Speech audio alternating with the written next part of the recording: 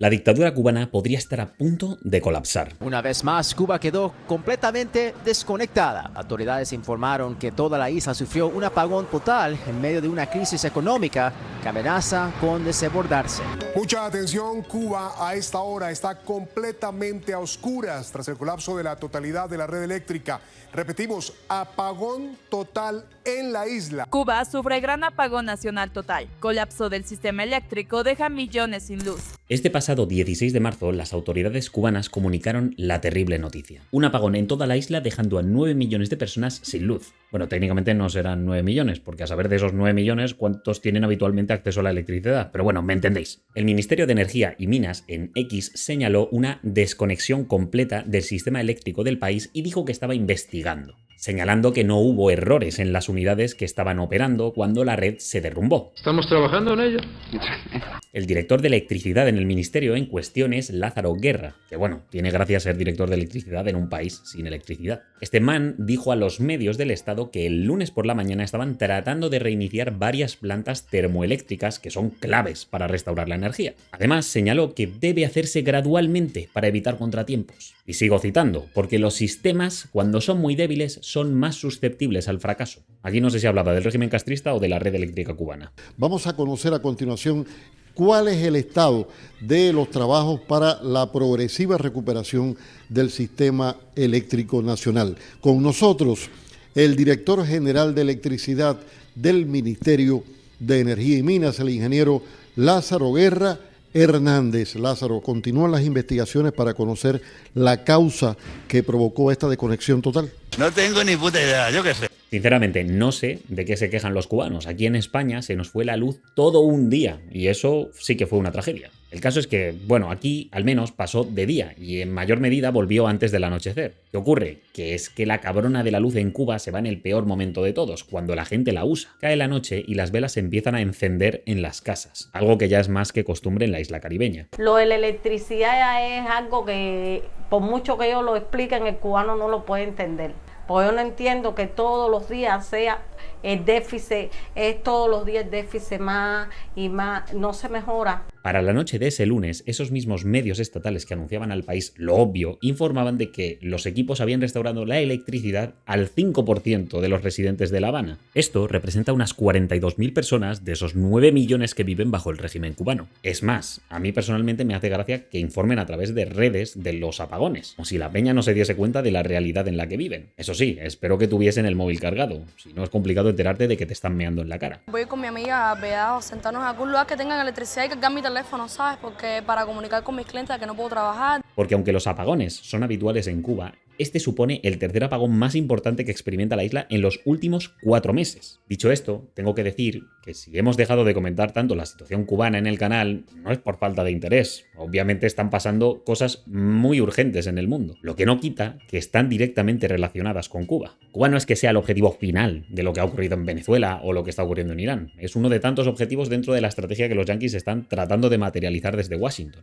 Que les salga bien o les salga mal ya es otra cosa. Muchas veces digo que republicanos y demócratas, en lo que a política exterior se refiere, son muchas veces dos caras de la misma moneda. Y a mis ojos resulta obvio que se está consolidando el desmantelamiento de regímenes que, bueno, sin tener la relevancia real a día de hoy que tenía Cuba en el pasado, no dejan de ser una espina en el trasero de los yanquis. Así que sobra decir que lo que ha ocurrido en Venezuela tiene como inevitable consecuencia poner una soga alrededor del cuello castrista. Igual que lo puede presionar a México para que cortasen las entregas de petróleo gratuitas a Cuba. Pensad que ambos países, tanto Venezuela como Cuba, sostenían a la dictadura cubana con envíos de petróleo enfocados a suplir los 50 millones de barriles aproximados que necesita la isla para poder sobrevivir durante el año. México, antes del corte, enviaba cerca de 22.000 barriles diarios, equivaliendo a unos 7 millones anuales. De hecho, históricamente fue incrementando estos envíos, porque en 2023 enviaba 16.000, en 2024 elevó a 20.000, hasta esos 22.000 diarios que os cuento en 2025. Pero sí, lo gordo venía de Venezuela. Del año 2000 al 2015, el país de la arepa enviaba entre 90.000 y 100.000 barriles a Cuba al día. Vamos, es que Cuba dependía casi totalmente del chavismo para sobrevivir. De 2019 a 2023 estos envíos bajaron conforme México incrementaba los suyos. Dicho eso, que conste que seguían enviándoles del entorno de 56.000 barriles al día, hasta que en 2025 y antes de la captura de Maduro los barriles pasaron a rondar la media de los 30.000 diarios. Esto no quita que conjuntamente con México cubrían esos 50 millones de barriles que Cuba necesitaba.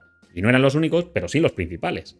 Porque también podemos ver a otros países como Rusia que le enviaban entre 5.000 y 10.000 barriles diarios, cuando les enviaban. Contad también con Irán, que de vez en cuando les soltaban algún hueso para que mordiesen. Bueno, y gratis tampoco eran. En el caso de Rusia, cobraba en forma de ciudadanos cubanos que se le enviaban como trabajadores, y en algunos casos como carne de cañón para suplir las bajas en Ucrania, aunque sea en parte. Aseguran que las sospechas comenzaron cuando los llevaron a una unidad militar. Ella nos dijo que teníamos que estar vestidos militar, que eso era algo normal, parte del protocolo, que nosotros nos iban a enviar para la construcción. 2 semanas después, los enviaron a Ucrania. Si aquí no tuviésemos tanta necesidad, yo estoy segura que esos hombres nos hicieran eso. Y hay que añadir que aunque no tienen las mejores reservas ni el mejor equipamiento, se estima que Cuba podía llegar a sacar unos 40.000 o 50.000 barriles al día por sí mismos. Pero al igual que el crudo de Venezuela, este es pesado y difícil de refinar. Y si ya Venezuela jodió y no reemplazó la infraestructura petrolera que yanquis y otros países les dejaron ahí, pues imaginad lo que tenía Cuba para trabajar ese petróleo tras 60 años de castrismo. Una puta mierda. Tenemos en la actualidad 33 pozos explotándose. Necesitamos ahorrar, necesitamos producir más. Y en eso estamos, esa estrategia es un equipo que no requiere de bombas. No necesitamos importar una bomba en el exterior, tratando de optimizar la producción y extraer todo lo que sea. Expuesto lo anterior, os recuerdo que son cifras aproximadas y desde luego los envíos no siempre se producían. Todo era bastante inestable. Así que con la caída de Maduro en Venezuela, que ha pasado a ser gestionada por quien muy probablemente le traicionó, Delcy Rodríguez, el escaso pero muy necesario suministro chavista se ha cortado. Porque ahora mismo quien está ordenando cómo hacer las cosas ahí es Chris Wright, que es el secretario de Energía yanqui. Y mañana estaremos también revisando la agenda energética que ya habíamos iniciado con el secretario Wright. De verdad nos complace mucho su visita, la delegación que lo ha acompañado. Quiero igualmente agradecer al presidente de los Estados Unidos, Donald Trump, que en medio de nuestra reunión escribió un post, saludando lo que es esta agenda de trabajo entre el gobierno de los Estados Unidos y el gobierno de Venezuela. Por otro lado, la otra manguera que mantenía la represión asistida del régimen es la de Sheinbaum, que ha sido presionada directamente por Estados Unidos para cortar ese envío, porque los yanquis han pasado a una postura de bloqueo real con sanciones o aranceles a países que enviaran petróleo a Cuba. Y seamos sinceros, teniendo Venezuela controlada, la única por la que iba este mensaje era por México. Mira bien, hijo de tu puta madre. Relaja tu puta gente a la verga. Relaja tus putas partidas, si no te voy a partir tu madre tía toda tu bola de perros. Te tengo identificado 30 güeyes. Sheinbaum siempre argumentó que los envíos petroleros eran una decisión soberana y que se hacían por cuestiones humanitarias. Entonces, ¿qué dice la derecha en México? No, que están regalando petróleo a costa del México. Pues no es a costa, porque es muy poco realmente de lo que se produce. Es muy poco lo que se envía, pero es un apoyo solidario. Pues ¿cómo no va a salir a hablar de un pueblo hermano? ¿Saben de qué habla eso? De la grandeza del corazón. Y se basa en la grandeza del corazón de las mexicanas y de los mexicanos. Vamos a seguir apoyando al pueblo de Cuba, desde el gobierno, y quien quiera apoyar, que apoye. Lo que no quita que tras la amenaza de sanciones haya dicho que ellos, muy soberanamente, han decidido que van a cortar los envíos de petróleo. Respecto a esta supuesta suspensión de la venta-exportación de petróleo mexicano a Cuba, no sé si tiene alguna información que nos pueda compartir. Como hemos dicho, es una decisión soberana y Pemex toma sus decisiones. Entonces, porque claro, México extrae alrededor de 1,5 millones de barriles de petróleo al día. O sea, claro que esta cifra va en decadencia y que queda muy lejos de los 3 millones diarios que extraían en su mejor época. De este 1,5 millones diarios que saca de la tierra, exporta entre 300.000 y 600.000 barriles. Depende del año. De hecho, en este 2026 han tenido un mínimo histórico de 294.000 barriles exportados. Esto no es solo por la decadencia en la extracción, sino porque están tratando de refinar más dentro del país, para luego exportar los productos finales, como combustibles, por ejemplo. Imagino que esto es algo que se intenta va a corregir desde hace tiempo en México, porque es poco coherente tener que exportar crudo cuando tienes que importar mucho combustible. Lo ideal es que te ahorres la dependencia externa pudiendo trabajarte tú mismo el producto final. Es algo que hace China, por ejemplo. Producen petróleo, pero también lo compran fuera porque refinan el producto final en mucha cantidad y luego lo venden a sus vecinos. Motivo por el que el anuncio de que han cortado las exportaciones de gasolina y diésel está haciendo que a todo el mercado de combustibles le estén subiendo el precio a velocidades vertiginosas. Dicho todo esto, el 60% del petróleo que exporta México va a los yanquis. Esto se debe a que, están al puto lado y el coste de enviárselo a Estados Unidos es bastante inferior que enviarlo al otro lado del mundo. Además, las refinerías yanquis del sur están precisamente preparadas para refinar el crudo de la región, que ya sabéis que es bastante pesadito y complicado. A los yanquis, que ahora extraen más petróleo que nadie en el planeta, a veces les sale más barato pagar petróleo de sus vecinos para que se lo lleven a las refinerías directamente, antes que transportar ellos mismos el suyo. Y por eso, la amenaza de sanciones ha hecho que Sheinbaum, como cualquier otro en su lugar, se haya cagado en los pantalones y haya dado la triste noticia a Díaz-Canel de que se acabó lo que se daba.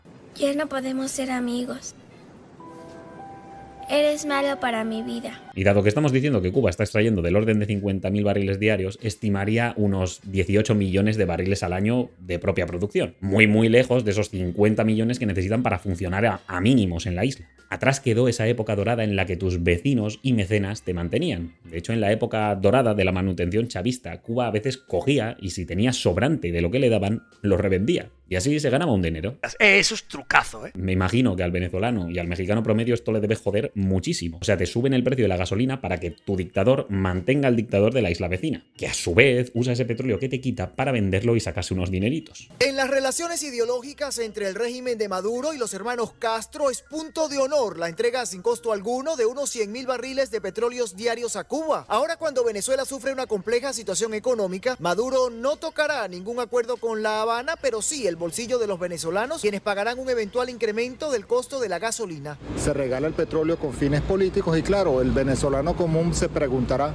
¿por qué yo tengo que pagar más por la gasolina cuando a Cuba le regalan el petróleo para sostener unos regímenes dictatoriales? Y dirás, bueno, vale, ya estoy suficientemente deprimido. ¿En qué punto estamos entonces? Pues hombre, el estrangulamiento energético no es solo para dejar sin luz al régimen. El objetivo también es joderle la entrada de divisas. Trump tomó medidas que provocaron que empresas como Western Union tuvieran que dejar de operar en Cuba. Y lo hizo prohibiendo transacciones con empresas cubanas controladas por el Estado y militares. El resultado fue el que os digo. Western Union dijo, mira, no podemos operar si no podemos trabajar con esas empresas porque literalmente la dictadura cubana hace que para generar dinero en la isla tengas que regarles a ellos primero. Es más, esto empezó a hacerse en 2020 durante el primer mandato de Trump. Se cortó a Western Union por sanciones a Fincimex. 2023 regresaron parcialmente con otra empresa. Y ahora, en este segundo mandato, Trump vuelve con sanciones y Western Union vuelve otra vez a suspender. Veremos qué acaba pasando, que el régimen cae o que Western Union vuelve con otra empresa. Ahora bien, el petróleo no es la entrada de divisas principal de Cuba. Como ya sabéis, no son capaces de producir suficiente para ellos como para ponerse a exportar. La principal entrada es el turismo. Y para atacar esta entrada de divisas, el golpe al petróleo es crucial. Porque aunque el régimen ha sabido vender la decadencia de Cuba como una atracción turística, lo ideal es que al turista de turno no le hagas vivirla en sus propias carnes. Básicamente, la dictadura ha convertido el país en un parque temático de ¡buah! Mira qué guay estos coches del año de la polca. Mira esta gente y cómo es capaz de vivir con tan poco. Y pensar que nosotros necesitamos nuestros iPhones. Grábales las caras, las caras. Grábales las caras, las caras. Pero tal como digo, esto solo se sostiene si el turista tiene una estancia agradable. Porque la gente va a Cuba a ver penurias, no a vivirlas. El tema es que estas penurias inevitablemente las acaban viviendo si los aviones que te sacan del paraíso no tienen gasolina. Es lo que está ocurriendo ahora. Cuba informó a las aerolíneas que operan en la isla que el suministro de combustible quedará suspendido durante un mes a partir de lunes a medianoche, debido a la crisis energética que enfrenta la isla. Por no hablar de que los resorts de 5 estrellas pierden 4 cuando no les funciona el minibar, la televisión ni el agua caliente, cuando la piscina no se ve tan iluminada desde tu terraza. Y sí, la segunda entrada de divisas son las remesas que los cubanos forzados a emigrar envían a sus familiares en la isla. Pero tal como dije, con el bloqueo a Western Union, lo de mandar divisas se jode un poquito. Por eso, el punto en el que estamos ahora es el de que el grifo del petróleo ya no lo abre México, ni Venezuela, ni Rusia. Lo abre Estados Unidos, porque Trump no quería que otros apretasen el cuello del régimen. Quería ser él mismo. All my life I've been hearing about the United States and Cuba. When will the United States do it? I do believe I'll be having the honor of taking Cuba. Taking Cuba. Taking Cuba in some form, yeah. Taking Cuba. I mean, whether I free it, take it, I think I could do anything I want with it. You want to know the truth? They're a very weakened nation right now. They were for a long time. Por eso, la caída de Cuba, conforme Venezuela se podría con el chavismo, es inevitable. Cuba solo iba a poder sostenerse si sus aliados ganaban la partida de Risk, y ya veis que ahora mismo la partida de Risk no pinta bien para nadie. Ahora son los yanquis los que permiten que el petróleo venezolano llegue a Cuba, pero solo pasando por empresas privadas, lo que hace que el régimen, a diferencia de todos estos años atrás, no tenga control ninguno sobre el mismo. Además, al igual que en Venezuela, el dinero y su fiscalización pasa a ser controlada por los yanquis, no por los regímenes de estos países. Estos envíos son limitados y reversibles, además de estar condicionados políticamente. Básicamente los yanquis, a placer, abren el flujo, lo cortan, lo abren y lo cortan, y te vacilan mientras te amenazan con dejarte sin energía. Porque efectivamente, todo esto se agrava para el régimen ahora que Irán, que antaño le enviaba algunos cargueritos, amenaza a otros petroleros en Hormuz. El petróleo sube de precio. Cuba apenas extrae, ya no le regalan y no puede comprarlo porque si no podía hacerlo antes, ya no te cuento ahora que el precio ha pasado de 70 a 100. Ahora bien, el objetivo con todo esto obviamente no es matar a los cubanos, sino forzar a su régimen a un punto en el que dejen de gritar «resistiremos a los yanquis» a «por favor yanquis, negociemos antes de que la población se nos eche encima». Y esto va inevitablemente a desembocar en algo parecido a lo que se está viendo en Venezuela. Un servilismo de Díaz-Canel al imperialismo yanqui, igual que está haciendo Delcy. En correspondencia con la política consistente que siempre ha presentado la Revolución Cubana, bajo la dirección del general de ejército como líder histórico de nuestra revolución y la mía, y colegiado con las principales instancias del partido, el gobierno y el Estado cubano, funcionarios cubanos sostuvieron recientemente conversaciones con representantes del gobierno de los Estados Unidos para buscar por la vía del diálogo la posible solución a las diferencias bilaterales que existen entre nuestras dos naciones. Lo que habrá que ver es si a la larga esta transición acaba desembocando en un viraje a democracia real o en una readaptación del castrismo al nuevo paradigma. Pero bueno, esto te lo cuento yo sin tener ni idea del asunto, así que trata tú de ilustrarnos ahora. ¿Crees que todo esto es parte de una estrategia yanqui para ahogar al castrismo y que salgan por sí solos? ¿Piensas que ya están readaptándose a la situación para seguir parasitando el país? ¿Cuánto crees que podrá la población soportar la vida en estas condiciones? Te leo, suscríbete y oye, considera pillar la membresía que ayuda mucho. Especial agradecimiento a Eoris, que pilló la suya ayer. Echa un ojo a los vídeos y nos vemos en la próxima. Hasta luego.